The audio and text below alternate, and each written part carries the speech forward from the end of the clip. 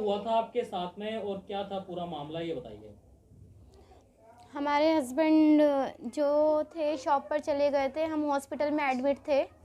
वहाँ से आने के बाद वो शॉप पर गए थे, उसके बाद जो उनकी सेकंड वाइफ थी वो घर पर लेकर आई वो पुलिस को लेकर आने के बाद मतलब उन्होंने इनके अगेंस्ट कंप्लेन कर दी थी कि इन्होंने ऐसे ऐसे हमें मारा पीटा भी नहीं था, क्योंकि हम हॉस्पिटल में एडमिट थे। हमारा माइग्रेन और हार्ट का ट्रीटमेंट चल रहा है पंथ हॉस्पिटल से।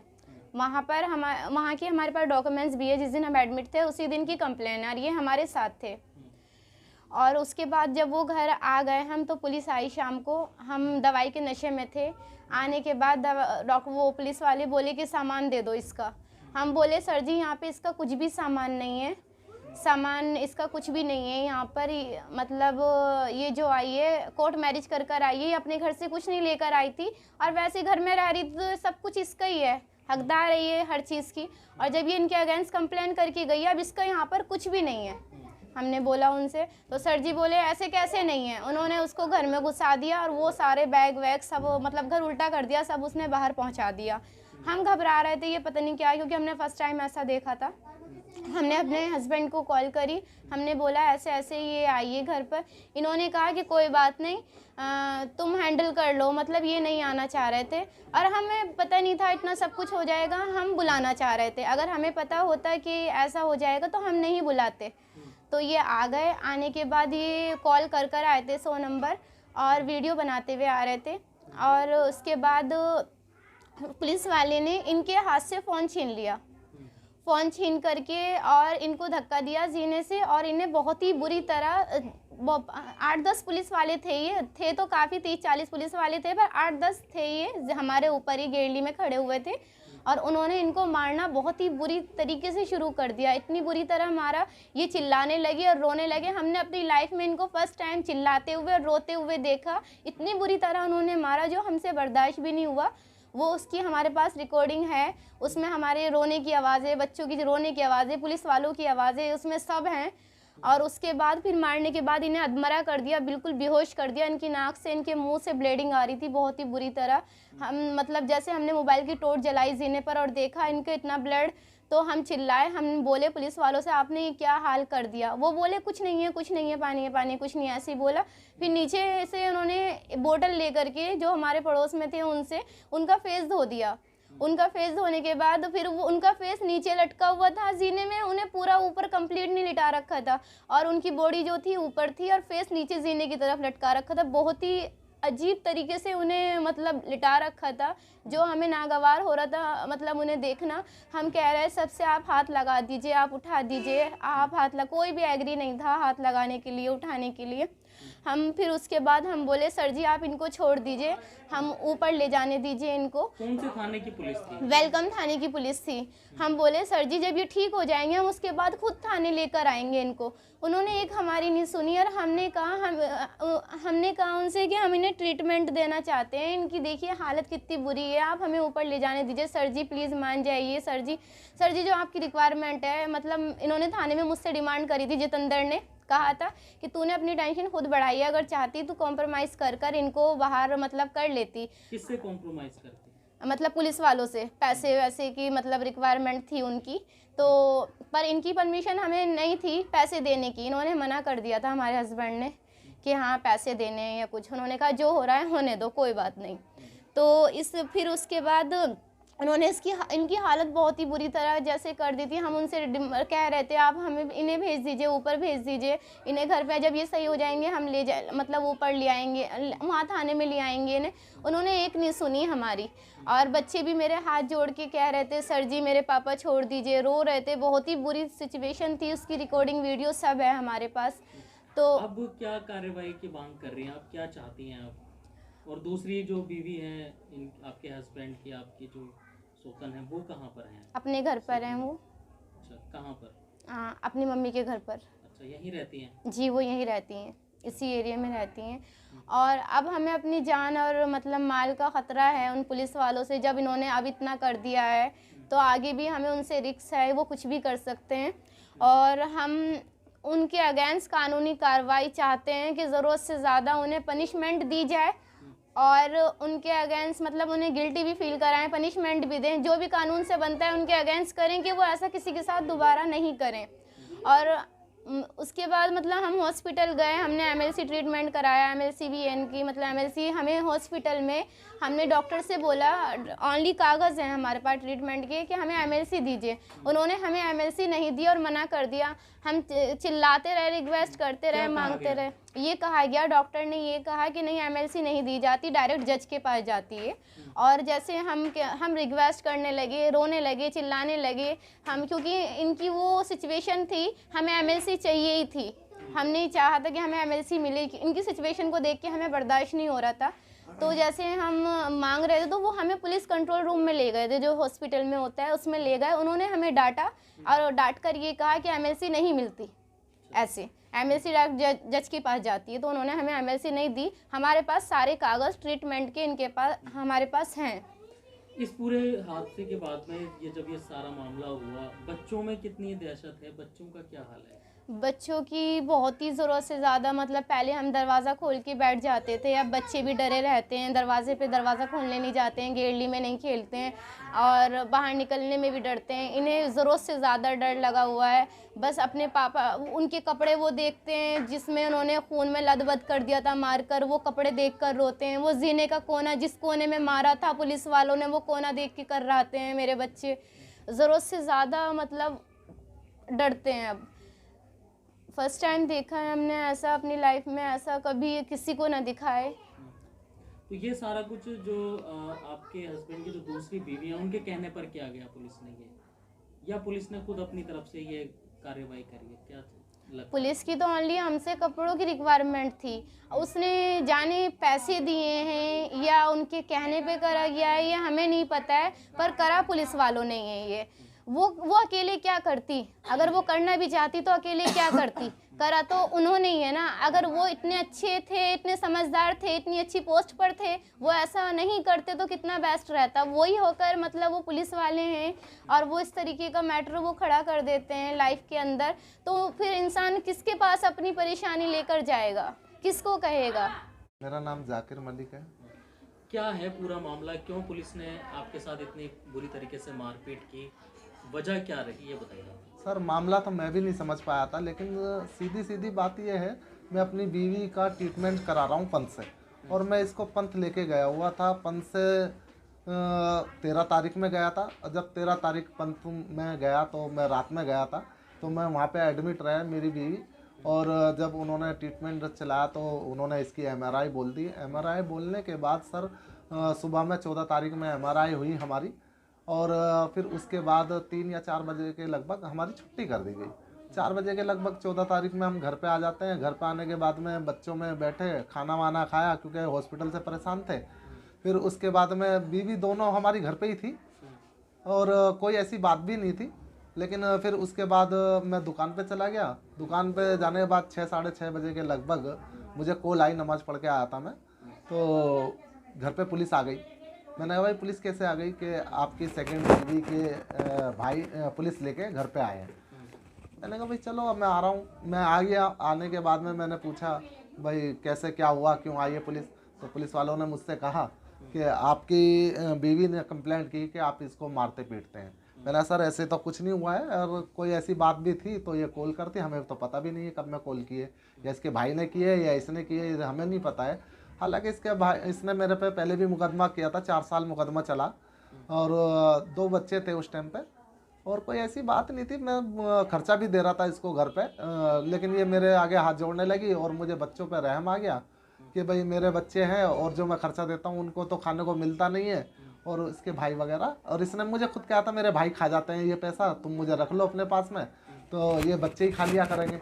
मैंने इस पे रहम खा गए। मैंने कोर्ट से मैटर को इसी के थ्रू, इसने कोर्ट में अपना मुकदमा वापसी ले लिया था। इसने वापसी ले लिया तो मैंने इसे घर में रख लिया था। घर में रख लिया तो इससे मेरा एक बेटा भी हुआ 1-2 साल के बाद, और 3-4 साल से हमारे घर में भी रह रही थी, कोई दिक्कत नहीं थी। लेकिन इसके घर, हाँ दोनों बीवियाँ साथ में रह रही थी। एक फ्लैट हमारा बराबर में, एक पड़ोस में, लेकिन साथ में ही रहते थे सब हम। लेकिन ऐसी कोई दिक्कत नहीं थी। लेकिन इसके घर वाले इंटरफेयर करते थे, घर में घुसना चाहते थे बार बार, कभी कुछ करना चाहते थे, कभी कुछ करना चाहते थे, लेकिन हम घुसना नहीं देना चाहते थे क्योंकि वे शराबी किस्म के और जुआरी सट्टे खेलने वाले आदमी हैं। क्योंकि घर से कई बार चोरी हो चुकी है। इस मामले में हम लेना नहीं चाहते थे। ये भी इस बात पे एग्री होकर आई थी कि मेरे घर के फैमिली का कोई भी मेंबर नहीं आएगा। मैंने कहा फिर भी ये चाहती थी, लेकिन ये फ़ोन पे चोरी छुपे बात करती थी, लेकिन फिर भी हम इग्नोर कर देते थे कि चाहते नहीं थे कि चलो थोड़ा बहुत जो बात करती है करने दो, कोई दिक्कत नहीं। लेकिन फिर उसके बाद मैंने पुलिस वालों से कहा सर आप आ गए हैं तो अब क्या करना है, तो पुलिस वाले कहने लगे थाने चलो। मैंने उससे बीवी से कहा क्या करना है, तो वो कहने लगी मुझे तुम्हें बंद कराना है। मैं फिर थाने चला गया पुलिस वालों के साथ में। मेरी बीवी परेशान हो गई, बड़ी वाली। अब जब परेशान हो गई तो मैंने कहा तुम कुछ मत करो, तुम घर पे रहो, मैं जाके थाने देख लेता हूँ। अब थाने चला गया तो फिर पुलिस वालों ने मुझसे कहा, बिठा के रखा 2-4 घंटे पहले। तो फिर उसके बाद में कहा भाई देख लो क्या कॉम्प्रोमाइज़ करना, कैसे सेटलमेंट करना है। मैंने कहा सर किस चीज़ का सेटलमेंट करना है, क्या कॉम्प्रोमाइज़ करना है। तो जितेंद्र पुलिस वाला है जो आईओ था, वो ही घर पे आया था। वो कहने लगा अरे खर्चा पानी दो और चले जाओ घर पे। मैंने कहा सर क्या खर्चा देना पड़ेगा। मैं सोच रहा था 1500 की बात है तो दे देंगे और बीवी को समझा देंगे। तो फिर उसके बाद में उसने 2 लाख की रिक्वायरमेंट रखी। 2 लाख की रिक्वायरमेंट रखी तो मेरी तो हवा ख़राब हो गई। 2 लाख रुपए तो बहुत बड़ी रकम होती है। मैंने कहा सर मेरे पास तो नहीं है। तो कहने लगे जेल जाना पड़ेगा। मैंने कहा सर जेल भेज दीजिए, मुझे तो पहले भी ये बंद करा चुकी है और 4 साल मुकदमा लड़ा है। मैंने खर्चा दिया है, ये अपने घर रहे, खर्चा लेती रहेगी, जैसा भी कुछ बात होगी वो कोर्ट डिसाइड करेगी। आप मुझे जेल भेजना चाहते हैं तो जेल भेज दीजिए। तो उन्होंने मुझे 14 में बंद रखा, 15 में बंद रखा लॉकअप में थाने में ही, और 16 में मुझे एसडीएम कोर्ट में पेश कर दिया। वहाँ से मैंने अपनी जमानत करा ली। जमानत करा के मैं घर पे आ गया। घर पे आने के बाद 2-3 दिन के बाद फ़ोन आया जितेंद्र आईओ का मेरी बीवी को, जिसमें क्या उसने मेरी बीवी का नंबर मेरे फ़ोन में से लॉकअप में ही मेरा पासवर्ड पूछ के मेरे घर का नंबर लिया उसने। पहले तो ये गलती करी, और मेरे घर का नंबर क्यों लिया जब उसके पास मेरा फ़ोन नंबर ऑलरेडी था।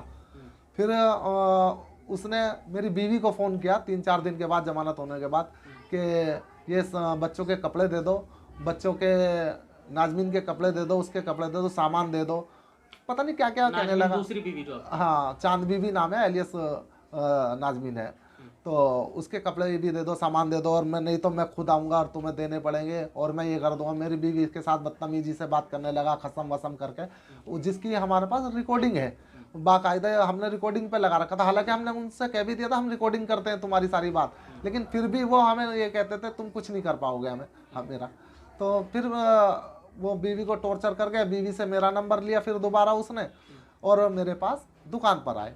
दुकान पे आने के बाद में मैंने बोला हाँ जी सर बताइए। तो कहने लगा गाड़ी पे बैठेगा या सेटलमेंट करेगा। मैंने कहा सर मेरा तो हो चुका, जमानत हो चुकी वहाँ से, अब जो भी कुछ होगा कोर्ट करेगी।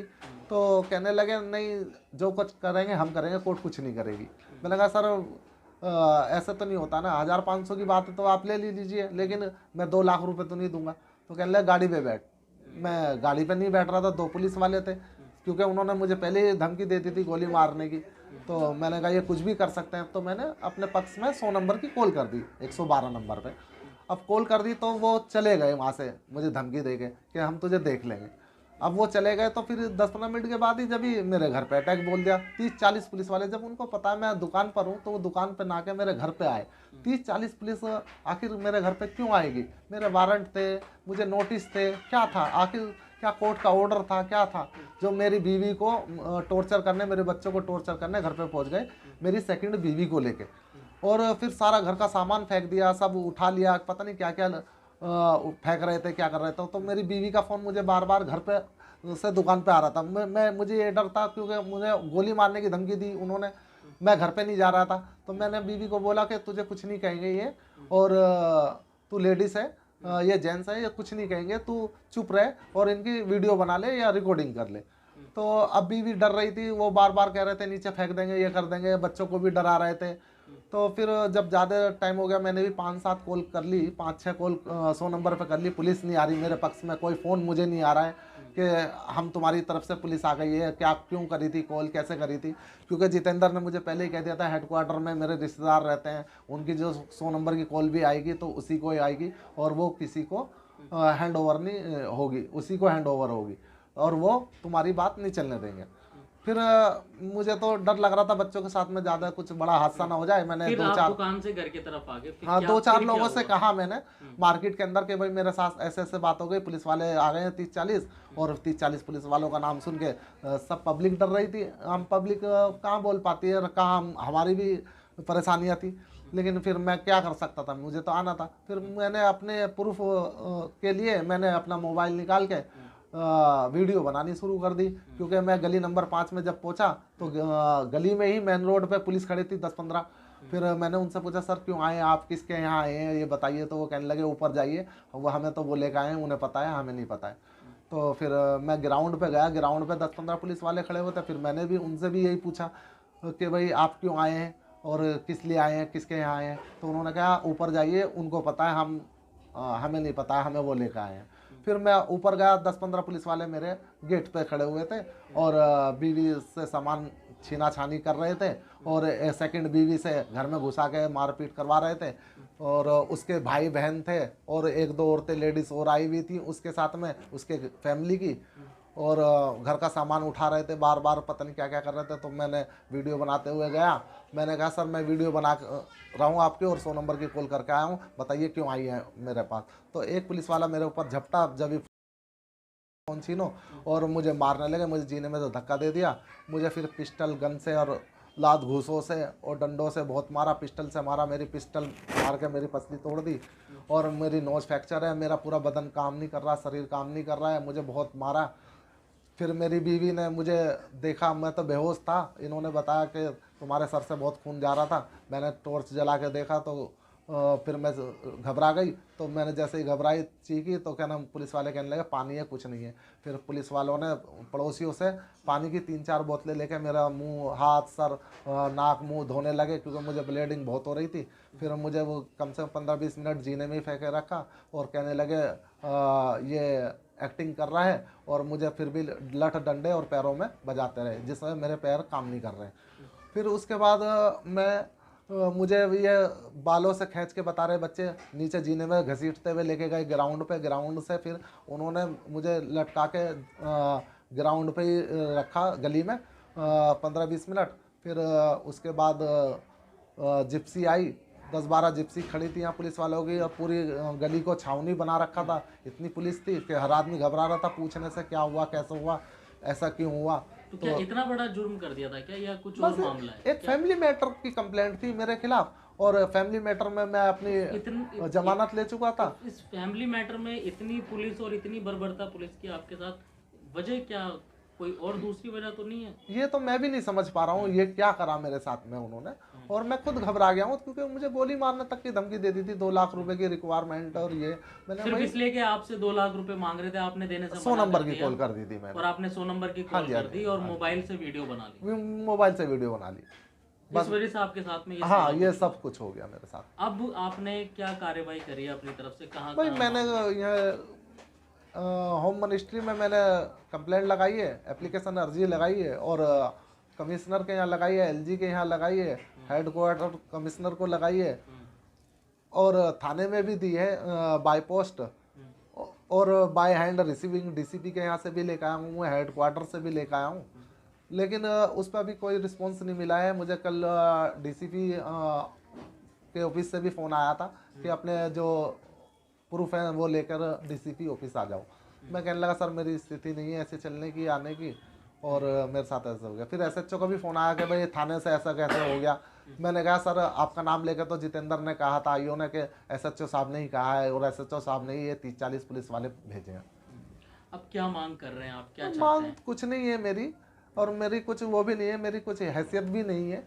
मैं तो ये चाहता हूँ मैं एक आम आदमी हूँ, आम आदमी की तरह मैं जीऊँ, अपनी ज़िंदगी, बच्चों को लेकर ज़िंदगी बसर करूँ। लेकिन मुझे अब जान माल का भी खतरा है, और मेरे बच्चों को भी टेंशन हो गई है, घबरा रहे हैं, सहमे रहते हैं, स्कूल नहीं जा रहे हैं, परेशान हो रहे हैं कि पापा हम तुम्हें छोड़ के नहीं जाएंगे।